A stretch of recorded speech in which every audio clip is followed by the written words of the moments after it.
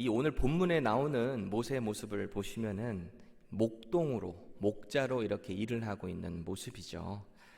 모세의 그 처지를 한번 생각해 봤어요.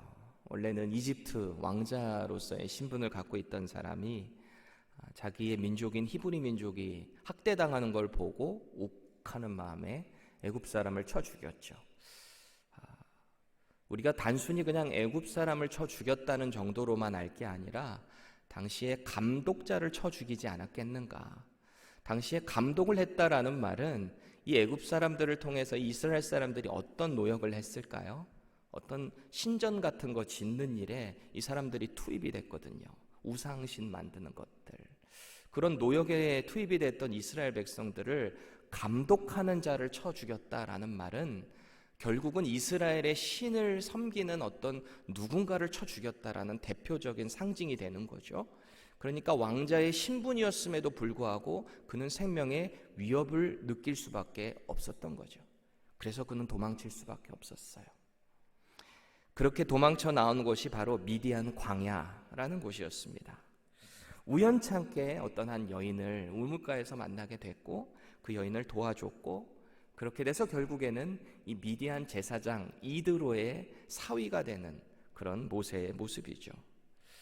왕궁에 있을 때는 주변에 시종 드는 사람들이 얼마나 많았겠어요? 이리 오너라 하면은 막 오는 사람도 있었을 것이고.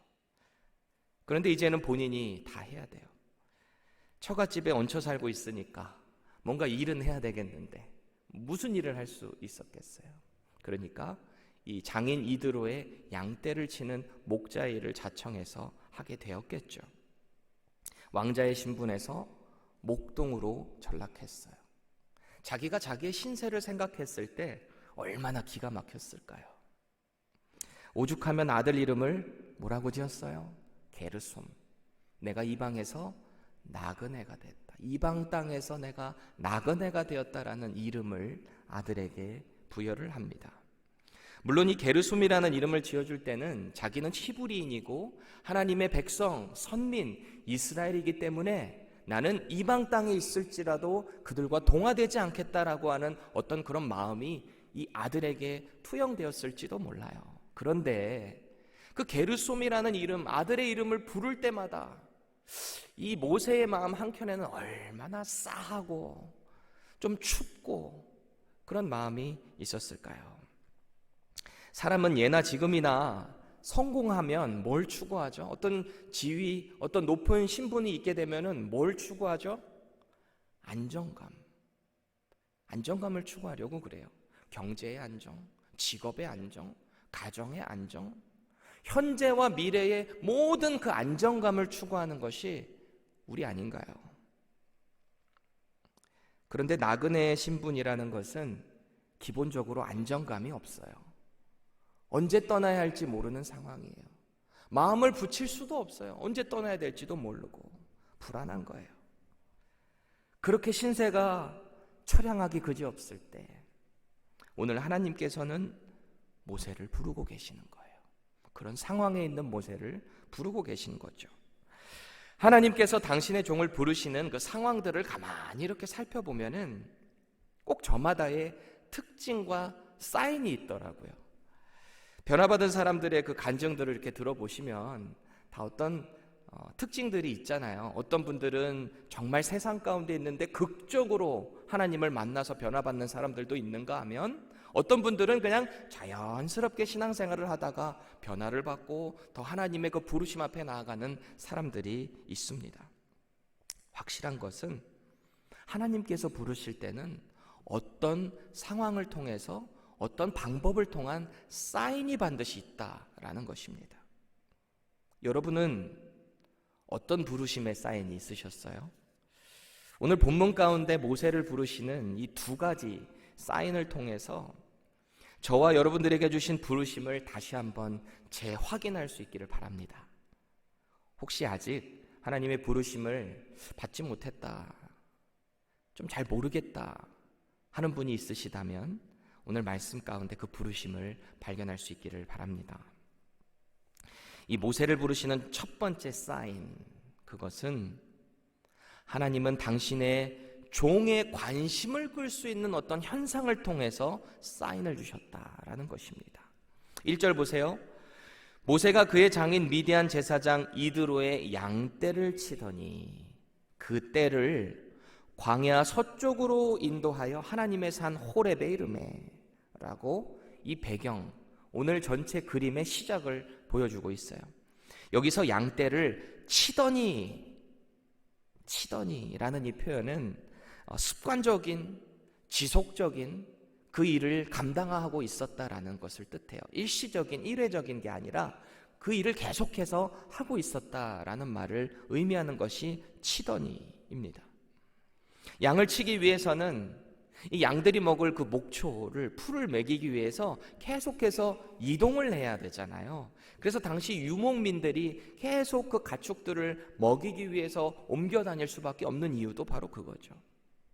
그래서 오늘 모세는 이 광야 서쪽을 향해서 인도하고 있었어요. 광야에서 양떼를 친다라는 말은 이 맹수들의 공격에 대비를 하고 있어야 된다라는 것도 의미합니다. 언제 나타날지 모르니까요.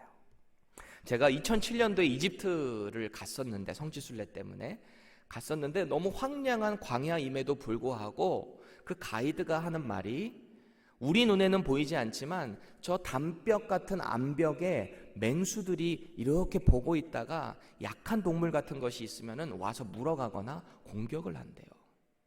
광야라는 곳이 그런 거예요. 그렇기 때문에 이 모세는 그 장인 이드로의 양떼를 칠 때도 맹수가 언제 나타날지 모르니까 경계 근무를 잘 서야 될 거 아니에요. 군대에서도 경계 근무 서는 게 꼭 그렇잖아요. 우선은 지형 지물을 정확히 알고 있어야 돼요. 지형이 어떻게 돼 있는지. 그리고 가까운 곳에서 먼 곳으로, 그리고 왼쪽에서 오른쪽으로, 또 이렇게 중첩해서 계속해서 경계하는 게 군대 경계 근무 수칙이더라고요. 저 군대 갔다 왔는데 말씀 준비하면서 다시 한번 그랬구나 라고 깨달았어요. 그러다가 미심쩍다 싶으면 계속해서 이상한 그곳을 집중해서 경계하는 거죠. 아마 모세도 이런 마음으로 양을 치지 않았겠어요. 혹여라도 맹수가 나타나지 않을까, 지형지물을 살피고 있는데 오늘 신기한 현상을 발견하게 된 거죠. 2절을 생동감을 살린 새 번역으로 볼게요. 거기에서 주님의 천사가 떨기 가운데서 이는 불꽃으로 그에게 나타났다. 그가 보니 떨기에 불이 붙는데도 그 떨기가 타서 없어지지 않았다. 그래요. 이 떨기나무는 시내 광야에서 쉽게 볼 수 있는 어떤 일종의 가시덤불나무 같은 거예요. 그래서 이렇게 쭉쭉 뻗어 있는 나무에 반해서 이 떨기나무는 이렇게 한 자라봐야 2m도 자라지 않는 그런 사막에 자라는 나무입니다. 아마 모세가 그것을 볼 때 자기의 현 상황에 투영해 볼 수 있었지 않았을까? 좀 초라해 보이는 가시덤불나무. 평소에도 자주 봤던 떨기나무였을 거예요. 그런데 그날따라 신기한 현상이 난 거죠. 가시떨기에 불이 붙었는데, 불이 붙으면 되게 나무가 타서 없어져야 되잖아요. 근데 이 떨기가 없어지지 않고 계속 그대로 있고 불은 계속 타고 있는 것을 이렇게 멀리서 보게 된 거예요. 그러니까 모세도 신기해서 3절 보세요. 내가 돌이켜 가서 이 큰 광경을 보리라. 모세가 이렇게 마음을 먹은 거죠. 얼마나 신기하고 흥미로웠으면. 자기가 데리고 가고 있는 모든 양떼까지도 돌려서 그곳으로 갔냐라는 거죠. 저도 어렸을 때 동네에서 막 친구들이랑 놀고 비석치기 하고 막 이렇게 재밌는 거 놀고 있다가 멀리서 막 사이렌 소리가 위요 위요 위요 나면은 친구들이 야 구경 가자 이러고 막 뛰어갔던 기억이 나요. 그 구경 가러 뛰어가는 그 과정이 얼마나 익사이팅하고요, 궁금하고 흥미진진한지 모세도 그런 마음이지 않았을까요? 하나님께서는 그 모세의 관심을 자극하셔서 그를 부르셨어요. 사인을 주신 거죠. 저는 이 4절의 표현이 참 흥미로운데, 여호와께서 그가 보려고 돌이켜 오는 것을 보신지라. 하나님이 떨기나무 가운데서 그를 불러 이르시되 모세야 모세야 하시매. 우리는 이 하나님을 전지전능하신 하나님이라 그렇게 부르잖아요. 모든 것을 아시고 모든 능력을 행하실 수 있는 분, Almighty God. 우리는 하나님을 그렇게 부르잖아요. 뭐든지 하실 수 있는 이분, 뭐든지 아시는 이분께서 그 신기한 상황을 보려고 돌이켜오는 모세를 이렇게 보고 계셨다라는 거예요. 저는 이 표현이 돌이켜오는 것을 보신지라라는 이 표현이 얼마나 따뜻하게 느껴지는지 몰라요.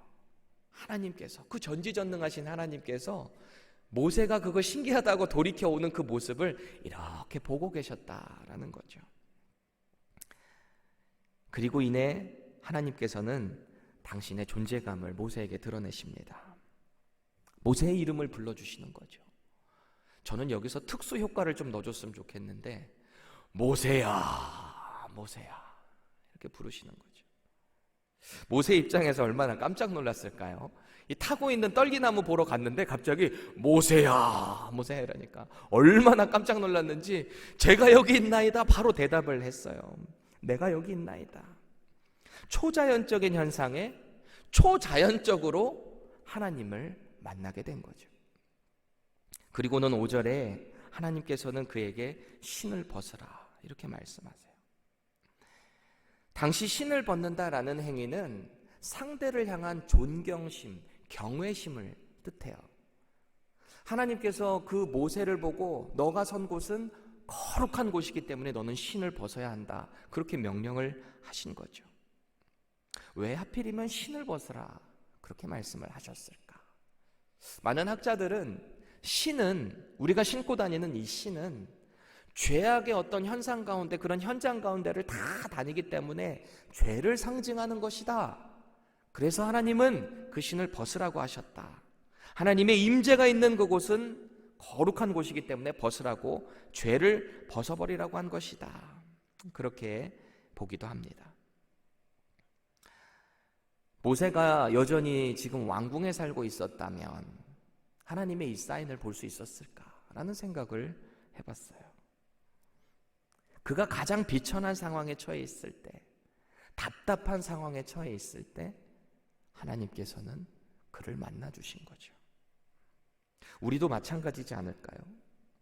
하나님의 부르심이 있는데 우리가 그 부르심대로 가지 않고 자꾸 다른 방향으로 가게 될 때 하나님은 어떤 사인을 통해서 우리를 부르실 수 있어요. 절망 가운데 있을 때 사람을 통해서 부르실 수도 있고요. 누군가의 도움이 필요할 때 하나님은 사람을 통해서 우리를 부르시고 사인을 주실 수도 있어요. 중요한 것은 우리가 그 사인을 하나님께서 주시는 사인으로 보고 들을 수 있는 지혜가 필요한 것입니다. 그래서 오늘도 우리는 하나님과의 교제를 소홀히 해서는 안 돼요.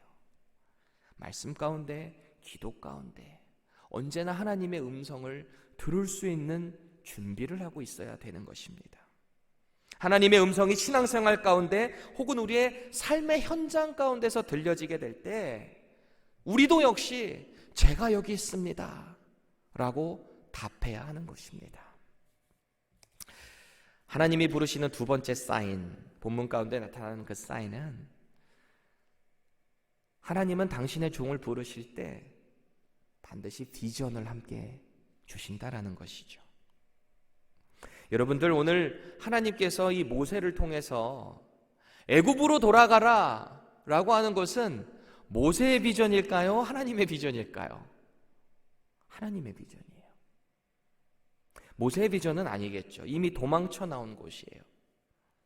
노예로 지난 400년간을 살아왔던, 이스라엘을 압박하고 핍박하고 있는 그 땅 애굽이에요. 당시 상황을 봤을 때 지난 400년 동안 이스라엘 백성들이 어떤 부르짖음에도 그 당시 사람들, 이미 저는 지난 이 3세대 정도, 4세대 정도의 사람들이 죽어간 그 세대, 아무리 부르짖고 하나님 도와주세요 해도 암담한 그 상황은 전혀 변함이 없었던 그 세대를 기억해 봤을 때 그들의 상황은 바뀌지 않았어요. 얼마나 절망적이었을까요? 처음에는 너무너무 힘들고 고통스럽고 견디기 힘들어서 불평도 하고 하나님 원망도 하고 그랬는데 전혀 변함이 없으니까 그냥 그러려니 하면서 살았겠죠. 이런 사람도 있었을지 몰라요. 내 인생이 그렇지. 내가 무슨 해방을 보냐? 하나님께 기도하면 뭐해? 전혀 변화도 없는데.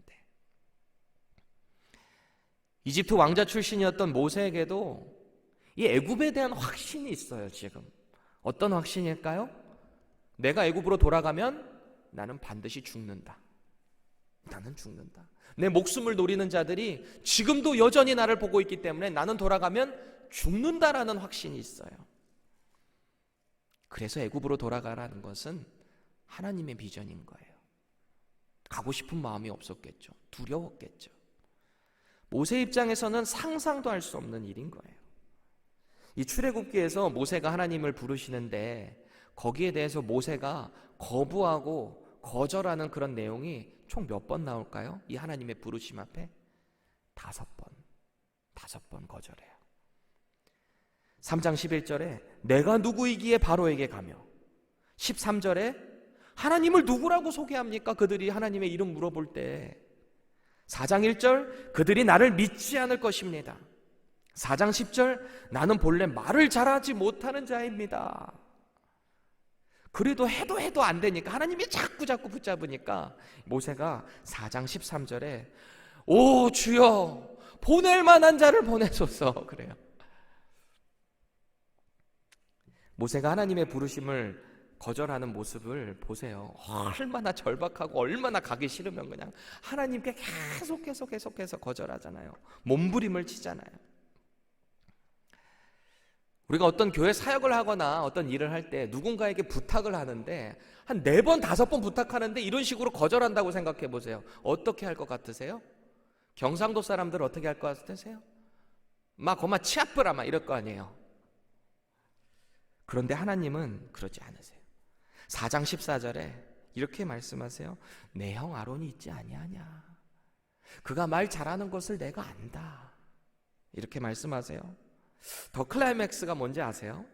4장 19절에 가보면 여호와께서 미디안에서 모세에게 이르시되 애굽으로 돌아가라. 내 목숨을 노리던 자가 다 죽었느니라. 이렇게 말씀하세요. 내 목숨을 노리던 자가 다 죽었다. 애굽으로 돌아가면 나는 반드시 죽을 거다라는 믿음의 확신을 갖고 있는 모세에게, 불안감을 갖고 있는 이 모세에게 안정감으로 바꿔주신 거죠. 너 가. 너 두려워하지 마. 네 목숨 노리는 자 다 죽었어. 하나님의 어떤 사랑과 따뜻한 배려심이 보이지 않으시나요? 여러분 가만히 생각해 보세요. 하나님의 종으로 크게 쓰임받았던 그런 분들 간증 들어보면 대개 그분들이 화려하고 잘 나갈 때 부르심 받나요? 아니면 뭔가 좀 어렵고 힘들고 절망의 나락으로 떨어졌을 때 하나님 부르심 보고 오나요? 보통 후자의 경우가 많죠. 잘 나갈 때는 왜 하나님 사인을 못 볼까요? 볼 겨를이 없어요. 자기가 잘 나가기 때문에 하나님께 집중하기가 어려운 거죠. 하나님께서 부르실 때는 반드시 당신의 비전을 심어주세요. 오늘 8절 말씀 보세요. 모세를 부르시면서 하나님의 비전을 모세에게 심어주시는데 내가 내려가서 그들을 애굽인의 손에서 건져내고 그들을 그 땅에서 인도하여 아름답고 광대한 땅, 젖과 꿀이 흐르는 땅, 곧 가나안 족속, 헷 족속, 아모리 족속, 브리스 족속, 히위 족속, 여부스 족속이 있는 지방에 데려가려 하노라.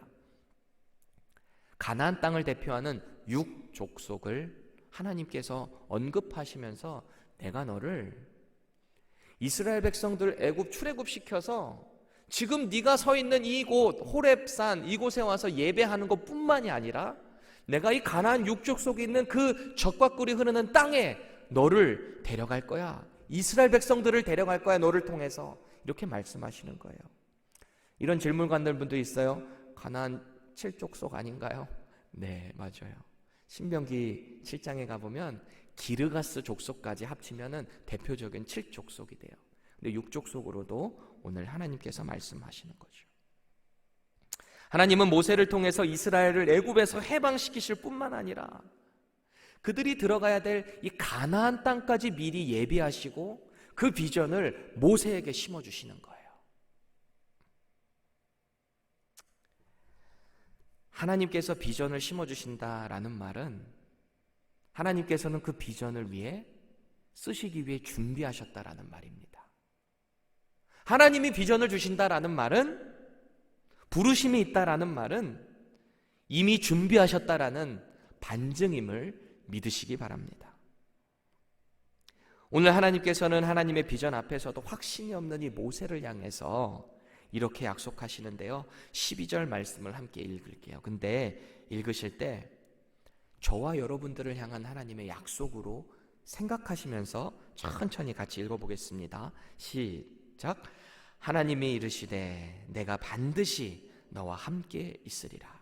내가 그 백성을 애굽에서 인도하여 낸 후에 너희가 이 산에서 하나님을 섬기리니 이것이 내가 너를 보낸 증거니라. 지난 400년 동안 아무리 부르짖고 애써도 도저히 해방될 수 없을 것 같던 노예 생활에서 이스라엘을 구원해내시겠다라는 것입니다. 그렇게 구원해시고 결국 그들을 가나안 땅으로 이끌어내시는 그 원동력이 어디서 올까요? 하나님이 반드시 함께 하신다라는 이 약속의 증거 때문에 그것이 가능하게 되는 것이죠. 하나님의 말씀이 있기 때문에 하나님께서 말씀하시면 그대로 나아가면 되는 것이죠. 그러면 그 하나님의 비전이 이루어지는 것입니다. 내가 하는 것이 아니라 하나님이 함께 하시기 때문에 하나님의 그 약속을 믿고 나아갈 때 하나님의 비전이 이루어지는 것이죠. 여러분, 오늘 모세는 하나님의 사인을 보고 하나님을 만났고 그분의 부르심을 받아서 그분의 비전으로 나아가게 됩니다. 이게 바로 저와 여러분들의 이야기 아닐까요? 온 세상은 복음을 거부하고 있어요. 예수님을 거부해요. 하나님을 조롱해요. 하나님의 창조 원리를 다 메스업을 하고 있어요. 이런 시대 가운데 복음으로 이 시대를 정복하라는 하나님의 부르심이 저와 여러분들 가운데 있는 거죠. 어떤 상황 가운데서도 내가 세상 끝날까지 너희와 함께 하겠다라고 하시는 그 예수님의 약속을 붙잡고 나갈 때 우리는 하나님의 비전을 성취하게 될 것입니다. 오늘 하나님께서 저와 여러분들에게 신을 벗으라고, 이곳은 거룩한 곳이라고 말씀하신 우리 각자의 호렙산은 어디인가요? 그 부르심을 기억한다면 부르심에 합당한 그 삶을 살고 있으신가요? 혹시 아직 부르심을 발견하지 못했다면 나는 그 부르심을 보고 듣기 위한 어떤 신앙생활의 몸부림이 있으신가요? 우리가 이 신앙생활의 몸부림을 통해서 하나님과 교제를 하려고 하지 않으면 우리는 그 하나님의 사인을 볼 수가 없어요. 인지할 수가 없는 것입니다. 오늘도 하나님을 거부하고 조롱하는 이 세상의 도전 앞에서 저와 여러분들이 우리의 대장 되시는 예수님의 이름으로 승리할 수 있기를 축복드립니다. 그래서 세상으로 부르심받은 교회로서 당당하게 하나님의 비전을 세상 가운데 드러내는 부르심받은 저와 여러분들 되시기를 간절히 축복드립니다. 기도하겠습니다. 하나님, 오늘 모세를 부르시는 하나님의 그 사인 앞에 모세를 또 설득하시고 반드시 내가 너와 함께 하겠다라고 그렇게 약속하시는 하나님의 그 사인을 보게 됩니다. 그것이 증거라고, 내가 함께해서 결국 나의 비전을 이루겠다라고 말씀하시는 그 하나님의 확증을 다시 한번 오늘 우리가 붙잡기를 원합니다. 이 세상은 너무나 패역해서 하나님을 거부하고 하나님의 백성들을 조롱하고 하나님께서 우리에게 허락하신 이 창조 섭리와 말씀을 조롱하는 모습을 보게 됩니다. 그때마다 우리는 절망하게 되고 낙담을 하게 됨을 우리는 고백하게 됩니다. 우리의 믿음을 다시 한번 일으켜 세워주시고 오늘도 평생 우리와 영원히 함께 하시겠다는 예수 그리스도의 그 약속 붙잡고 하나님의 부르심 앞에 당당하게 세상 가운데 나아가는 우리 모두 되게 하여 주시옵소서. 예수 그리스도의 이름으로 간절히 기도합니다. 아멘.